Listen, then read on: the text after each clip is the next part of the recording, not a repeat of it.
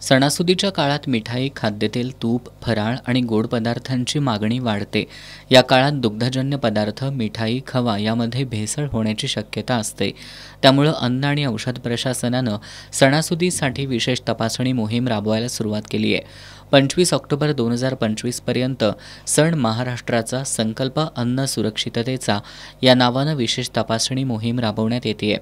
या मोहिमेत नमुने गोळा करण्यासोबत नागरिकांना प्रशिक्षण आणि जनजागृती कार्यक्रमातून मार्गदर्शन करण्यासाठी प्रयत्न करण्याचे आदेश आहेत.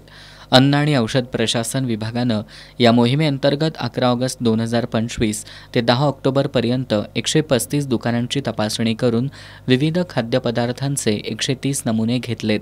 हे नमुने पुणे आणि मुंबईतील प्रयोगशाळांकडे तपासणीसाठी पाठवण्यात आलेत.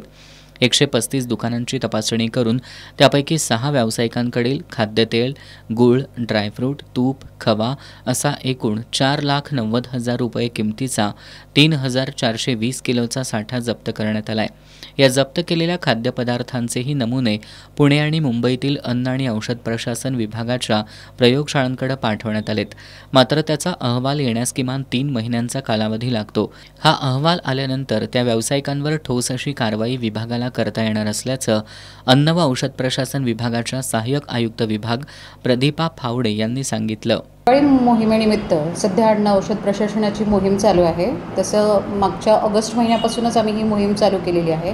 त्याच्यामध्ये प्रामुख्याने दूध, खवा, दिवाळीमध्ये वापरले जाणाऱ्या मिठाई किंवा त्याच्यासाठी जे रॉ मटेरियल लागतं जसं की बेसन वगैरे, तेल, या अन्नपदार्थांचे नमुने आम्ही वेगवेगळ्या ठिकाणांवरून घेत आहोत. काही ठिकाणी आमच्या दप्तरी जाळीही झालेल्या आहेत आणि ते कारवाईचं सत्र सध्या चालू आहे. तसेच मी नागरिकांना आवाहन करते की तुमच्या जर निदर्शनास काही अशा भेसळकारक गोष्टी तुमच्या आजूबाजूच्या आस्थापनांमध्ये होत असल्याचं तुम्हाला आढळून आल्यास अन्न व औषध प्रशासन कोल्हापूर कार्यालयाला संपर्क करून माहिती द्यावी.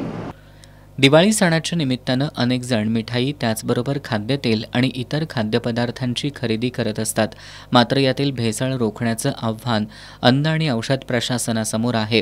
त्यासाठी 3 अन्न सुरक्षा अधिकाऱ्यांची नेमणूक करून त्यांच्यासोबत इतर कर्मचाऱ्यांचं तपासणी पथक काम करत आहे. संशयास्पद वाटणाऱ्या खाद्यपदार्थांचे नमुने घेऊन ते प्रयोगशाळेकडे पाठवण्यात येत आहेत. अहवाल प्राप्त झाल्यानंतरच कारवाई करता येणार असल्यानं सध्या तरी केवळ नमुने घेण्याचं काम या विभागाकडून करण्यात येत आहे.